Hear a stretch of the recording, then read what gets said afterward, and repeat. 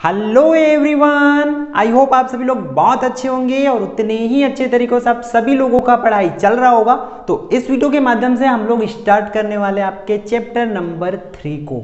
ठीक है, तो आपको मैं बता दूं कि आपके अध्याय 3 में नाम क्या है, उस पार्ट का नाम क्या है, एक चर का द्विघात समीकरण। ठीक है, पिछले 2 चैप्टर का वीडियो ऑलरेडी इस चैनल पर अपलोड हो चुका है, तो यदि नहीं देखे तो उनको भी जरूर देख लेना ताकि आपकी जो तैयारी है वो बहुत अच्छे तरीके से हो पाए, है ना। तो चलो पार्ट के नाम का मतलब समझते हैं, एक चर का द्विघात समीकरण। तो मैं पहले भी इस चर का मतलब बता चुका हूं आपको पिछले चैप्टर में, क्योंकि चर तो उसमें भी था, तो चर यहां पर भी है। तो आप लोग मुझे बताइए कि कमेंट करके कि एक्चुअल में चर राशि होती क्या है। आपका कमेंट आएगा तो मुझे बहुत अच्छा लगेगा कि आप लोग रियली में अच्छे से देख रहे हैं, समझने का कोशिश कर रहे हैं। ठीक है, तो चर राशि क्या होती है आप लोग कमेंट करके जरूर बताएंगे। अब बात कर लेते हैं हम लोग द्विघात समीकरण की। द्विघात समीकरण बोलते हैं किसको, उसको जान लेते हैं कि द्विघात समीकरण होती क्या है।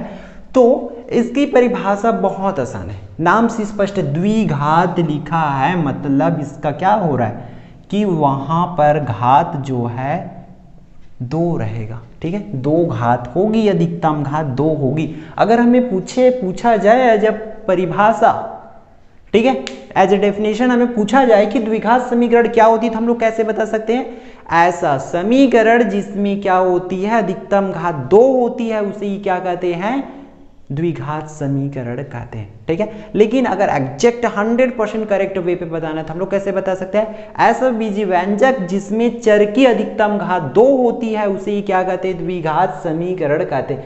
मीन्स घात अधिकतम 2 होना चाहिए और एक ही चर, एक चर बोला गया है तो सिर्फ इस पार्ट में एक ही चर यूज होगा, या तो पूरा का पूरा x वाला होगा या तो पूरा का पूरा y वाला होगा। ठीक है, प्रश्नवाली की बात करें तो इसमें हमारा सिर्फ एक ही प्रश्न है, क्या दिया, निम्नलिखित में से वर्ग समीकरण चुनना है। मतलब हमें इस द्विघात समीकरण है उसको वर्ग समीकरण भी कहते हैं, इस बात को आप लोग याद रखेंगे, ध्यान में रखेंगे। ठीक है, तो वही वर्ग समीकरण हमें चुनना है कि कौन कौन सा वर्ग समीकरण है, पहचानना है ना। इसके पहले यहाँ और भी बेसिक जो है सिखा देता हूँ आपको, ताकि आप मेरे बिना बताए भी आप लोग इजिली आइडेंटिफाई कर पाओगे कौन सा है और कौन सा नहीं है करके। अब हम लोग देख लेते हैं कि एक्चुअल में द्विघात समीकरण का क्या कोई सांचा होती है, क्या किसी सांचा में बने होते हैं। हाँ भाई, सांचा मतलब उसका जो व्यापक रूप होता है उसको जान लेते हैं, वो क्या होती है। आपका ये एग्जाम में पूछा जाता है, 1 से 2 बार पूछ चुके हैं ऑलरेडी इसको। ठीक है, व्यापक रूप क्या होता है, तो इसको आप लोग याद रखना, व्यापक रूप, जिसको मैं सांचा करके आपके लिए बोलो। व्यापक रूप क्या होती है, ax की घात 2 प्लस bx प्लस c बराबर 0 होता है। ये है द्विघात समीकरण का व्यापक रूप। आप इसको सांचा के नाम से जान सकते हैं। इसी सांचा में ही जो है हमारा क्या बना होता है, जो द्विघात समीकरण होती है, वर्ग समीकरण होता है, वो बना रहता है। देखो इसमें कुछ कंडीशंस है, जैसे कि इसमें a का जो मान है कभी भी 0 नहीं हो सकता, b का मान, c का मान किसी में भी हो सकता है, बट a का मान जो है कभी भी 0 नहीं होना चाहिए। अगर पहला आपको पहचानने के लिए बोला जाए तो इस बात को ध्यान रखना कि अगर a का मान 0 है तो वो कभी भी द्विघात समीकरण या वर्ग समीकरण नहीं होगा। इस चीज को याद रखेंगे। पहला कंडीशन आइडेंटिफाई करने के लिए फर्स्ट हो गया। दूसरा चीज, यहां पर b का मान कुछ भी हो सकता है, c का मान कुछ भी हो सकता है, लेकिन जो चर राशि है, मान चलो x है, तो वो करड़ी पे कभी भी नहीं होना चाहिए, करड़ी पे नहीं होना चाहिए।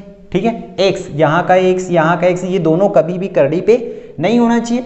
तीसरा बात याद रख लेते हैं, जो इस तरीके से x है वो कभी भी बटा में ना हो, ये देखो। ठीक है, x जो है बटा में ना हो, कहीं कहीं हो जाता है, जैसे कि यहाँ पर है तो कहीं कहीं हो जाते थे, इस चीज को भी ध्यान रखना। अगर बटा में है तो वहां थोड़ा सा रुक जाना, देख लेना, उसको आगे बढ़ाना पड़ेगा, तब जाके पता चलेगा कि वो वर्ग समीकरण है अथवा नहीं है, लेकिन इसके लिए थोड़ा सा आपको सोचना पड़ेगा। ठीक है, अब बात कर लेते हैं, ये घात जो x जो है करड़ी में नहीं होना चाहिए, लेकिन इसकी घात के बारे में बात करें तो घात इस तरीका से माइनस में नहीं होना चाहिए, ये तो फिक्स है। पावर जो है माइनस में नहीं होना चाहिए, एक चीज है। और पांचवा बात याद रखना, घात जो है ऐसे कभी भी बटा में भी ना हो, है ना, घात कभी भी ऐसे बटा में ना हो, कुछ भी बटा में हो सकती है, तो ऐसा ना हो, इन चीजों को याद रखना। इसमें ये बस है थोड़ा सा आपको चेक करने वाला, क्योंकि कभी कभी बटा में होती है फिर भी आपका क्या हो जाती है, द्विघात समीकरण होती है। लेकिन इस चीज को याद रखना, अगर करड़ी में है तो कभी भी वो द्विघात समीकरण नहीं होगा, उसकी घात जो माइनस में तब भी नहीं होगा। और छठवां पॉइंट ऑफ अगर एक से ज्यादा चर है ना, एक से अधिक चर है मतलब वो द्विघात समीकरण नहीं है, याद रखना, एक से अधिक है तब। ये हुआ कंप्लीट। इतनी बात को अगर आप लोग ध्यान में रख लेते हैं, जितनी मैं चीजों को बताया हूं, तो आप लोग इजीली कर पाएंगे। तो मैं आपको कुछ द्विघात समीकरण को एग्जांपल्स आपको शो कर देता हूं, जैसे कि आप लोग देख पा रहे होंगे बोर्ड पर, इतने जितना आप लोग देख पा रहे हैं ये सभी क्या है, द्विघात समीकरण है। ठीक है, फिर आपके लिए एक और टास्क है, वो क्या है, करके देखे। करके देखे जितना आप लोग बोर्ड पर अभी देख पा रहे होंगे सभी को आपको करके ही देख लेना। अगर कुछ भी डाउट होता है ना तो आप लोग बेझिझक बता सकते हैं। ठीक है, आप मैसेज भी कर सकते हैं। कई बच्चे, एक बच्चे का मैसेज आया था, कमेंट आया था कि व्हाट्सएप ग्रुप का तो चैटिंग ऑफ रहता है। तो भाई वहां कई बच्चे ऐसे होते हैं जो सिर्फ ऐसे ही ज्वाइन किए रहते हैं, बेवजह के मैसेजेस करते हैं, इसलिए वो हमें क्या करनी होती है, बंद करके रखनी पड़ती है ताकि सही से बच्चों की पढ़ाई हो सके। आप सिर्फ जो बच्चे जरूरी बच्चे हैं हम, ताकि हम आपको उस ग्रुप के माध्यम से इंपॉर्टेंट इंफॉर्मेशन दे पाए। अब जिसको भी प्रॉब्लम होती है, ठीक है, तो ये हुआ। आप लोग इन सभी चीजों को करके देख लेना, जिसमें भी प्रॉब्लम होती है आप लोग बता सकते, ग्रुप ज्वाइन कर लीजिए, आपको मिल जाएगा नीचे डिस्क्रिप्शन में। टिक। तो आगे देखो, प्रश्न वाली 1 पर पहुंचते हैं हम लोग डायरेक्टली। प्रश्न वाली 1 पर जितने भी क्वेश्चन है मैं ऑलरेडी मैं सबको लिख चुका हूं, ताकि इजीली से, आसानी से, कम टाइम में हम लोग इसको पढ़ के निकल सके। देखो, निम्नलिखित में से वर्ग समीकरण चुनिए बोल रहा है। तो पहला तो भाई देखो, ये जो सांचा हमने बताया रखे हैं उसी के हिसाब से, तो ये हमारा द्विघात समीकरण या वर्ग समीकरण है। बात कर लेते दूसरा का, तो देखो यहां पर ऑलरेडी x की घात 2 है, जब इसको हल करेंगे तो x की घात 3 हो जाएगा, ऑलरेडी ये बटा में है, तो ये द्विघात समीकरण आपका नहीं होगा।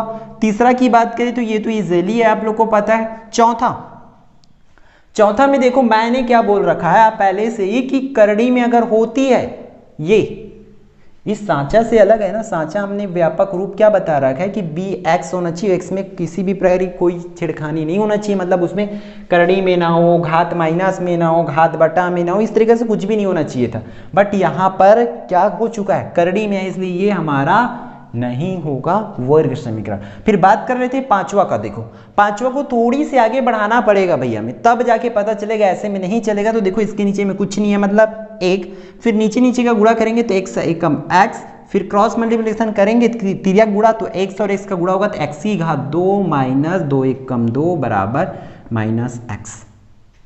ठीक, अब देखो इसमें x की घात 2 माइनस 2 और इस x को भेजूंगा तो माइनस x की घात 2 हो जाएगा। अब उसको इस साइड ले आऊंगा फिर से इसी साइड, तो कैसे आएगा, x की घात 2 प्लस बन के आएगा उस साइड माइनस में, तो x की घात 2 माइनस 2 बराबर 0। तो ये देखो ये 2x की घात 2 माइनस 2 बराबर 0 है, मतलब ये क्या है आपका द्विघात समीकरण है। ठीक है, फिर आगे देखो छठवां नंबर का, इसमें देखो करड़ी में है तो क्या ये होगा कि नहीं होगा, होगा भाई। ए बी सी का मान कुछ भी हो सकता है, सिर्फ ए का जो मान है वो 0 नहीं होना चाहिए, ए का मान जो है 0 नहीं होना चाहिए। इस बात को भी आप लोग ध्यान में रखेंगे, यहाँ ए का मान कुछ भी हो सकता है, बट ये हमारा अभी क्या है, द्विघात समीकरण है। ये वाला भी द्विघात समीकरण, इसमें देखो सी का मान नहीं है ना, सी का मान नहीं रहे कोई दिक्कत नहीं है, बी का मान नहीं रहे कोई भी दिक्कत नहीं है ना, लेकिन ए का मान हमेशा रहना ही चाहिए। ठीक है, इस बात को भी ध्यान रखेंगे। यहाँ पर भाई देखो 2 चर यूज हुआ है, x और y, दो चर आ गए ना, तो ये हमारा द्विघात समीकरण नहीं होगा। फिर यहाँ की बात करें तो यहाँ तो a का मान ही नहीं है, सिर्फ x है और c है, और a का मान कहाँ गया, मतलब ये द्विघात समीकरण नहीं होगा। क्लियर है, इसको भी थोड़ा सा हल करना पड़ेगा, अंदर गुणा करके देखो x और x का अंदर गुणा करेंगे तो अब x की घात 2 x का अंदर गुणा होगा तो माइनस है, तो माइनस x और 8 का गुणा करेंगे तब 8x बराबर 0, तो ये भी आपका द्विघात समीकरण है। क्लियर है इतनी सभी चीजें आपको। आई होप ये पूरी वीडियो आपके लिए यूजफुल रहा होगा। तो आप लोग क्या करेंगे, अपने दोस्तों के साथ शेयर जरूर करेंगे ताकि सभी लोगों तक ये वीडियो पहुंच पाए और सभी लोगों की तैयारी इस चैनल के माध्यम से अच्छे से हो पाए, हम सबका हेल्प कर पाए, ये हमारे लिए खुशी की बात होगी। ठीक है, तो मिलते हैं आने वाले मोस्ट इंपॉर्टेंट वीडियो में।